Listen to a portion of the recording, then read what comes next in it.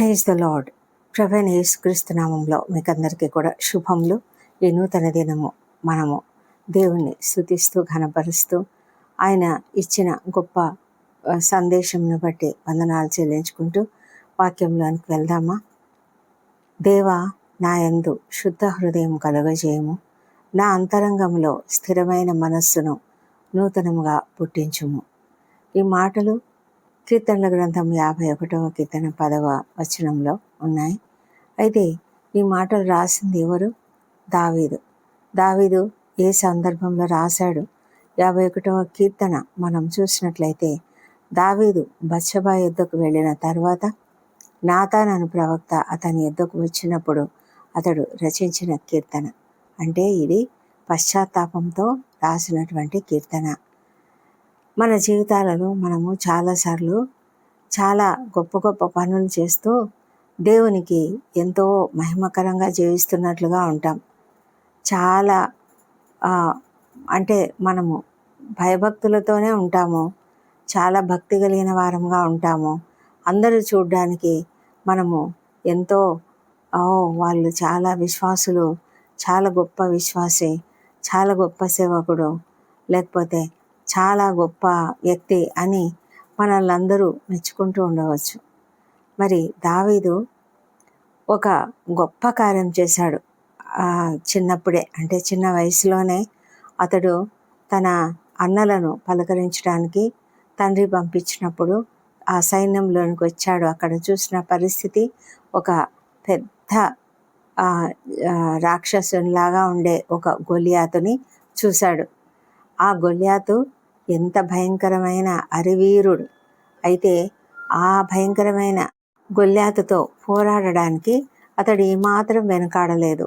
ఎందుకంటే అతడు దేవునిపైన ఆధారపడ్డాడు, దేవుని శక్తిని నమ్ముకున్నాడు. యెహోవాయే నా పక్షంగా యుద్ధం చేస్తాడు అని ఒక ధైర్యము కలిగినటువంటి వాడై అతడు అందులోకి జొరబడ్డాడు ఒక రకంగా. మరి గొలియాతుతో పోరాడి గెలిచాడు. బయట ఉన్న ఆ గొప్ప గొలియాతును అతడు పోరాడి గెలిచాడు, కానీ తన మనసులో ఉన్నటువంటి ఒక గొప్ప పాపమును అతడు జయించలేకపోయాడు. చాలా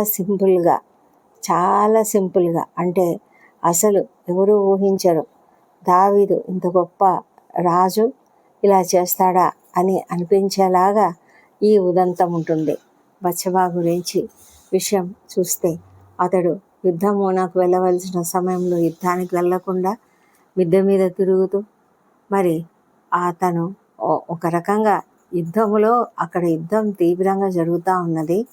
ఆ యుద్ధం గురించి ప్రార్థించుకుంటూ ఉండవచ్చు, ఆ యుద్ధం గురించిన సమాచారాన్ని గురించి తెలుసుకుంటూ ఉండవచ్చు, లేదా తనకు సాధారణంగా అలవాటైన రీతిని దేవుణ్ణి ఆరాధిస్తూ ఉండవచ్చు. కానీ అతడు మిద్దె మీద తిరిగాడు. మిద్దె మీద తిరిగిన ఆ సమయంలో ఒక స్త్రీని చూశాడు. చూడడం కూడా ఊరికే చూడడం పాపం కాదు, కానీ మోహపు చూపుతో చూడడం అనేది చాలా పాపం అని ప్రభువైన యేసుక్రీస్తు చెప్పారు కదా. మనము మన కన్నులతో చూసేటువంటి ఆ దృశ్యం ఏదైనా కూడా మనము అది ఆ దృశ్యం హృదయంలోనికి చొరబడి అది పాపం చేసేదానికి ప్రేరేపించినప్పుడు ఆ ప్రేరేపణతో అతడు పాపం చేయడం మాత్రమే కాదు, కానీ ఆమె భర్తను కూడా చంపించి వేయడం, అంటే ఒక వ్యభిచారం అనే పాపం చేశాడు. ఒక హంతకుడు అనిపించుకున్నాడు. ఇంత పెద్ద పాపాలు అతడు చేశాడు. ఆ తర్వాత నాతాను ప్రవక్త వచ్చి అతనిని హెచ్చరించినప్పుడు, ప్రవక్తగా అతడు మాట్లాడినప్పుడు అతడు తన పాపంను అప్పుడు ఒప్పుకున్నాడు. అంతవరకు అతడు ఎంతో గొప్ప రాజుగా చలామణి అవుతూ ఉన్నాడు. అందరికీ చూడడానికి ఎలా అనిపించిందంటే పాపం యుద్ధంలో భర్త చనిపోయాడు, అలాంటి స్త్రీని ఇతడు పెళ్లి చేసుకున్నాడు అని. రాజుగా అతడికి ఎంతోమంది భార్యలు ఉన్నారు. అదే కదా దేవుడు కూడా అంటున్నాడు, నీకు ఎంతమంది ఉపపత్నులు ఉన్నారు, మరి పత్నులు ఉన్నారు, అయినా నీకు తృప్తి లేకపోయిందా అన్నట్లుగా దేవుడు కోపగించుకున్నాడు కదా. మరి అలాంటి గొప్ప పాపం చేసినటువంటి దావీదు ఎందుకు అలా పడిపోయాడు అంటే అతడు తన హృదయంలో ఉన్నటువంటి ఆ పాపాన్ని జయించలేకపోయాడు. కొన్నిసార్లు మనము శత్రువు ఎవరో పెద్ద గొప్ప గొల్యాతు లాంటి శత్రువు మన ఎదుట ఉంటే అది మాత్రమే శత్రువు అని అనుకుంటాం, కానీ అది కాదు. మన హృదయంలో ఉన్నటువంటి పాపము అనే ఆ గొప్ప శత్రువును మనం జయించినప్పుడే నిజంగా మనం దేవుని బిడ్డలుగా చలామణి అవుతాం. ఎదుట ఉన్న గొప్ప గొల్యాతు వంటి శత్రువును జయించిన దావీదు అంతే గొప్ప శత్రువు, ఒక గొల్యాతు లాంటి శత్రువు తన హృదయంలోనే ఉన్నది, గ్రహించలేకపోయాడు.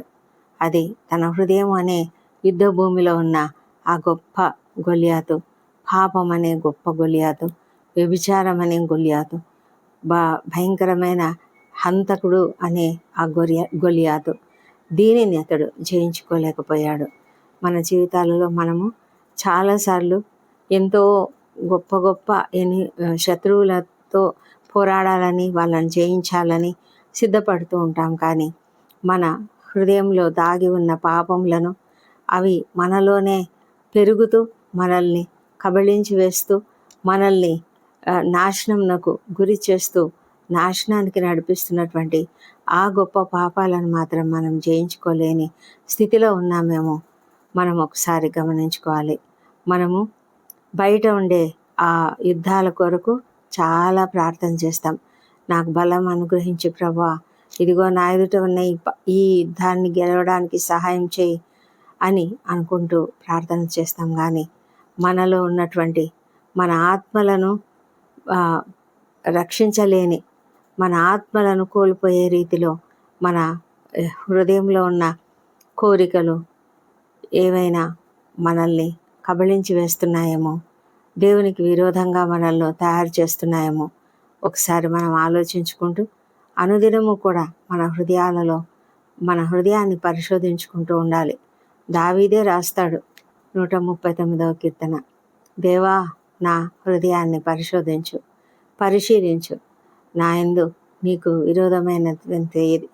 విరోధమైనటువంటిది ఏదైనా ఉన్నదేమో చూడు, నన్ను నిత్య మార్గంలో నడిపించు అని ప్రార్థన చేస్తున్నాడు 139వ కీర్తనలో.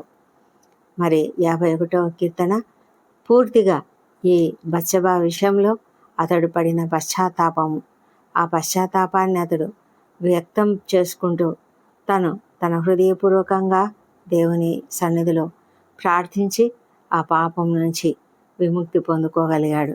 దేవుడు ఎంత ప్రేమ గలవాడు! దేవుడు మనల్ని ఎంతగానో ప్రేమించి క్షమించి మనల్ని ముందుకు తీసుకువెళ్తూ ఉన్నాడు. ఎందుకంటే మనం మానవులమని దేవునికి తెలుసు. మానవ హృదయం బాల్యం నుంచే చెడ్డది అని నోవహుతో అంటాడు కదా. అలాగే దేవునికి తెలుసు మన జీవితంలో మనము భయంకరమైన హృదయాలను కలిగి ఉన్నాము. హృదయము మోసకరమైనది, అది ఘోరమైన పాపం గలదని ప్రవక్త ఇర్మీయా కూడా చెప్తాడు కదా. మరి అందరూ చూసేలాగా గొలియాతు దావీదు ఎదుట ఒక గొప్ప శత్రువుగా ఉన్నాడు, కానీ అతనిలోని ఆ భయంకరమైన పాపము ఎవరికి కనిపించలేదు, ఎవరు చూడలేదు. అందుకే మనం చాలా జాగ్రత్తగా ఉండాలి. శత్రువు మనల్ని బయట నుంచి కాదు, లోపల నుంచే మనల్ని ఓడిస్తున్నాడేమో ఒకసారి గమనించుకుందాం. బయట నుంచి భయపెట్టే శత్రువులనైతే మనము దేవుని సహాయంతో చేసుకోవచ్చు, ఓడించవచ్చు. కానీ లోపల నుంచి వచ్చేవి మనం ఒక్కొక్కసారి మనమే దాచుకుంటాం. మనమే దాచుకుని దేవునికి చెప్పకుండా, దేవునికి తెలియకుండా ఉండాలని అనుకుంటాం. కానీ హృదయములన్నీ కూడా పరీక్షించు దేవుడు ఉన్నాడు మనకు. ప్రతి హృదయాన్ని ఆయన చూస్తూ ఉన్నాడు. ప్రతి హృదయంలో ఏముందో ఆయనకు తెలుసు. కాబట్టి మనము ఈ దినమే మన ప్రార్థన మార్చుకుందాం. మనము దేవా, నా ఎదుట ఉన్న ఈ గొప్ప యుద్ధాలను జయించడానికి నాకు సహాయం చేయమని అడుగుతున్నాం కదా. కానీ అలాగే మా హృదయాలను పరిశోధించు దేవా, మాలోని బలహీనతలను నేను ఒప్పుకుంటూ ఉన్నాను. నన్ను ఈ భయంకరమైన పాపపు ఆలోచనలు, కోరికల నుంచి మార్చివేయి, నాలో మార్పును దయచేయి అని ప్రార్థన చేద్దాం. ఎందుకంటే చాలాసార్లు మన భయంకరమైన శత్రువు మనలోనే ఉన్నాడు అని జ్ఞాపకం ఉంచుకొని ఆ భయంకరమైన పాపం నుంచి విడుదల కొరకు మనము ఎల్లప్పుడూ పరిశోధించుకుంటూ దేవునికి అప్పగించుకొని ఒప్పుకొని ప్రార్థన చేసినప్పుడు ఆయన ప్రేమ కలిగిన వాడు. మనం ఎన్నిసార్లు ఒప్పుకొని అడిగినప్పటికీ ప్రతిసారి కూడా ఆయన క్షమించే దేవుడు. అలాగని ప్రతిసారి పాపం చేస్తూ ఉండమని కాదు, కానీ మనము పాపం చేయకుండా ఉండడానికి పాపం ఒప్పుకోవాలి, విడిచిపెట్టాలి. అలా చేయడం, తన అతిక్రమములను ఒప్పుకున్నవాడు ధన్యుడు అని రాయబడింది కదా. ఆ విధమైన జీవితం కలిగి ఉండడానికి మన హృదయాలను సరి చేసుకొని దేవుని సన్నిధిలో మన పాపములను ఒప్పుకుంటూ అనుదినము కూడా మన హృదయాలను పరిశోధించుకుంటూ దేవుని సన్నిధిలో క్షమాపణ పొందుకుంటూ మనం ముందుకు సాగడానికి దేవుడు మనకు కృప చూపించునుగాక. దేవుడు ఈ కృపావార్తను దీవించునుగాక. ప్రార్థించుకుందాం. ప్రార్థనలలో అందరూ ఏకీభవించండి. తప్పక ఆమెన్ అని కామెంట్ చేయండి. పరిశుద్ధమైన దేవా, సర్వశక్తిమంతుడా, నీకు వందనములు, స్తోత్రములు. మా తండ్రి దేవా, అవును, దావీదు ప్రార్థించినట్లుగా మేము కూడా ప్రార్థిస్తున్నాం. నా యందు శుద్ధ హృదయం కలుగజేయము, నా అంతరంగంలో స్థిరమైన మనస్సును నూతనంగా పుట్టించుము. నా సన్నిధిలో నుండి నన్ను త్రోసివేయకుము, నా పరిశుద్ధాత్మను నీ యొద్ద నుండి తీసివేయకుము. నీ రక్షణానందము నాకు మరలా పుట్టించుము. సమ్మతి గల మనస్సు కలుగజేసి నన్ను దృఢపరచుము. ఈ మాటలు దావీదు ఎంతో పశ్చాత్తాపంతో ప్రార్థన చేస్తూ ఒప్పుకుంటున్నటువంటి ఆ మాటలను ప్రభా మేము కూడా ప్రార్థన చేస్తున్నాం. ఎందుకంటే మాకు కూడా తెలియదు. చాలాసార్లు మేము బయట నుంచి వచ్చే పోరాటాలే చాలా భయంకరమైన పోరాటాలు అని అనుకుంటూ మమ్మల్ని మేము మోసం చేసుకుంటున్నామేమో ప్రభా. దయ ఉంచండి, మమ్మల్ని కరుణించండి, క్షమించండి తండ్రి. ప్రభా, మా హృదయాలను పరిశోధించి మా హృదయమును పరీక్షించి తెలుసుకో తండ్రి. మా తండ్రి, నీకు ఆయాసమైన మార్గం మా యందున్నదేమో చూడుము తండ్రి. నిత్య మార్గమున మమ్మను నడిపించమని ప్రార్థిస్తున్నాము. దావీదు లాగానే ప్రార్థిస్తున్నాము. మేమంతా కూడా మానవులము. మానవ జీవితంలో అనేక మార్లు శోధనలకు గురి అవుతూ ఉంటాం తండ్రి. అయితే మాలో లోపల ఉన్నటువంటి అనేక రకాల పాపములు, దురాశలు, మరి ధనాపేక్ష, వ్యభిచారము, ఇలాంటివన్నీ కూడా మాలో ఉందేమో. ఎక్కడ ఏ కోన ఏ మూలలో ఎలాంటిది దాగి ఉందో మాకు తెలియదు. మా ప్రభా, మా ప్రతి పాపం నుంచి కూడా మాకు విడుదల దయచేసి మాకు శుద్ధ హృదయంను కలుగజేసి మా జీవితాలలో మేము నీకు ఇష్టమైన వారుగా, నీకు మహిమకరంగా, నీకు ఇష్టం అంటే మా జీవితము నీ చిత్తానుసారంగా మేము నడిపించుకోవడానికి మాకు చేత కాదు, కానీ నీ పరిశుద్ధాత్మ సహాయంతో మేము ఆ విధంగా నడుచుకోవడానికి సహాయం చేయమని ప్రార్థిస్తున్నాం తండ్రి. ఈ ఉదయకాలంలో మీరు మమ్మల్ని సజీవుల లెక్కలో ఉంచి నూతనమైన దినంలోనికి నడిపించినందుకు వందనములు. ఈ దినమంతా మాకు తోడై ఉండండి. మా పనులన్నిట్లో కూడా జయమును అనుగ్రహించండి. మా పనులన్నిట్లో కూడా మేము నీకు మహిమకరంగా జీవించడానికి మాకు కావలసిన మంచి జ్ఞానమును, మాకు కావలసిన మంచి తెలివితేటలను, మాటలు, తలంపులు, క్రియలు సమస్తం కూడా నీ చిత్తానుసారంగా ఇతరులకు క్షేమాభివృద్ధిని కలిగించే రీతిగా ఉంచి మమ్మలను ఎంతో జయప్రదంగా ఈ దినమంతా నడిపించమని ప్రార్థిస్తున్నాము. ఈ దినం ఇంటర్వ్యూలకు హాజరవుతున్న వారికి తప్పకుండా విజయం అనుగ్రహించండి. దేవా ప్రభా, విద్యార్థులను దీవించి వారికి అందరికీ మంచి ఆరోగ్యం అనుగ్రహించి, మంచి జ్ఞానం అనుగ్రహించి చక్కగా చదువుకునేలాగా సహాయం చేయమని ప్రార్థిస్తున్నాం తండ్రి. మా తండ్రి దేవా, నీ కృప చేతనే ప్రతి ఒక్కరిని కూడా నాయన నీ కాపుదలలో భద్రంగా నడిపిస్తున్నందుకు వందనములు. మా అందరి ప్రయాణాలలో కూడా మీరు క్షేమమును, భద్రతను అనుగ్రహించండి.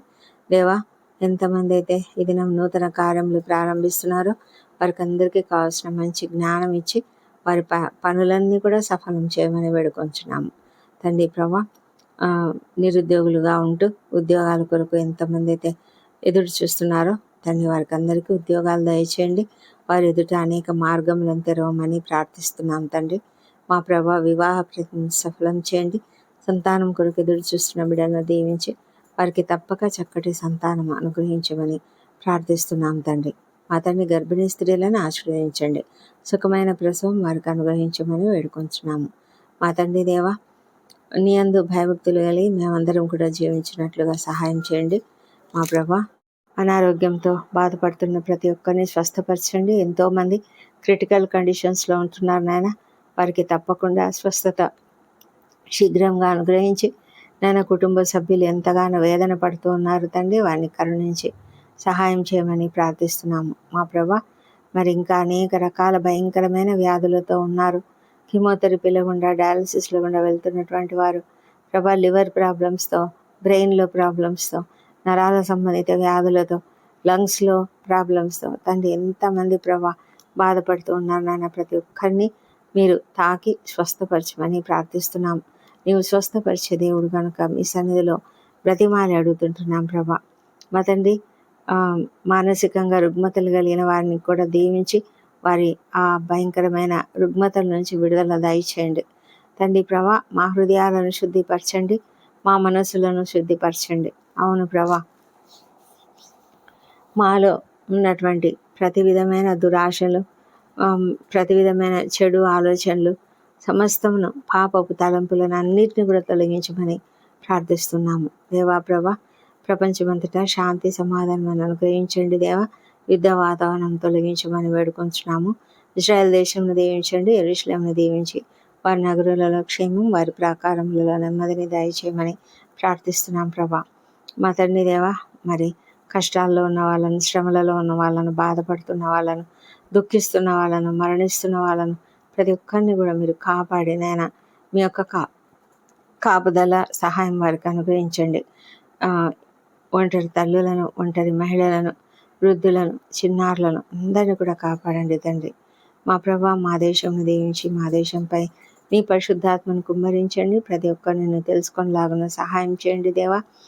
ప్రభా, మరి అనేక మంది క్రైస్తవులపై, సేవకులపై జరుగుతున్నటువంటి ఆ హింసలు, దాడులు అన్నిటిని అరికట్టమని ప్రార్థిస్తున్నాం ప్రభా. మా తండ్రి దేవా, అధికారులు, ఉద్యోగులు, పరిపాలకులు అందరూ కూడా నీతిగా, నిజాయితీగా పనిచేయనట్లుగా సహాయం చేయమని ప్రార్థిస్తున్నాం దేవా. ఈ ప్రార్థనలు ఏకీభవిస్తున్న ప్రతి ఒక్కరిని దీవించండి. ఎంతోమంది అప్పుల సమస్యతో, ఆర్థిక ఇబ్బందులతో బాధపడుతున్నారు. వారికి అందరికీ శ్రమలో విడుదల దయచేయండి ప్రభా. మా తండ్రి దేవా, బిజినెస్లో లాస్ వచ్చిందని దుఃఖిస్తున్న వారికి తండ్రి మీరు సహాయం చేయండి. ఎవరు కూడా కృంగిపోకుండా కాపాడమని వేడుకొంచున్నాం ప్రభా. దేవా ప్రభా, మరొక మారు మమ్మల్ని మేము నీ చేతులకు అప్పగించుకుంటూ మా హృదయాలను పరిశోధించమని, పరిశీలించమని తండ్రి, మాలో నీకు ఆయాసకరమైనది ఏది ఉన్నా కూడా తొలగించమని ప్రార్థించి అడుగుతుంటున్నాము తండ్రి. ఈ దినం బర్త్డేలు, వివాహ దినం జరుపుకుంటున్న బిడ్డలను దీవించండి. గడిచిన సంవత్సరం అంతా మీరు వారికి చేసిన ప్రతి మేలును బట్టి నీకు వందనములు. రాబోయే సంవత్సరంలో ఇంకా అధికమైన మేలులను వారికి అనుగ్రహించమని ప్రార్థిస్తున్నాం తండ్రి. వారిపై నీ ముఖకాంతిని ప్రకాశింపజేసి సంతోషము, సమాధానం అనుగ్రహించండి. వారికి ఉన్న అవసరతలన్నీ తీర్చమని ప్రార్థిస్తున్నాం తండ్రి. దేవా, మా ప్రార్థనలన్నీ మీరు అంగీకరించినందుకు నీకు వందనములు. ఈ ప్రార్థనలన్నీ మా ప్రభువును, మా ప్రియ రక్షకుడునైన యేసుక్రీస్తు నామంలో అడిగి పొంది ఉన్నామని నమ్ముతూ నీకు స్తోత్రం చెల్లిస్తున్నాం తండ్రి. Amen, amen.